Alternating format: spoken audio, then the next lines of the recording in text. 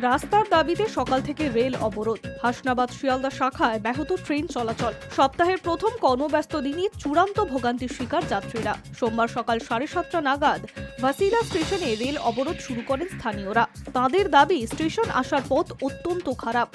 বর্ষায় তার অবস্থা আরও বেহাল হয়েছে, তাই বারবার দুর্ঘটনা ঘটছে। জেলা শাসক ও রেল কর্তৃপক্ষকে বারবার জানিয়েও সমস্যার সুরাহা হয়নি। সে কারণে বাধ্য হয়ে সোমবার সকাল থেকে রেল অবরোধের সিদ্ধান্ত নেয় স্থানীয়রা। রেল লাইনের ওপরে বসে পড়েন তারা। তার ফলে পরপর দাঁড়িয়ে পড়ে একের পর এক লোকাল ট্রেন। প্রায় 9টা পর্যন্ত চলে অবরোধ। ইতিমধ্যেই খবর পেয়ে রেল আধিকারিকরা ঘটনাস্থলে পৌঁছেছে। সমস্যা সমাধানের জন্য আলোচনায় বসার আশ্বাস দেন তারা। তারপরে অবরোধ ওঠে। আপাতত ট্রেন চলাচল শুরু হয়েছে, তবে প্রায় 1.5 ঘন্টা রেল অবরোধ থাকে।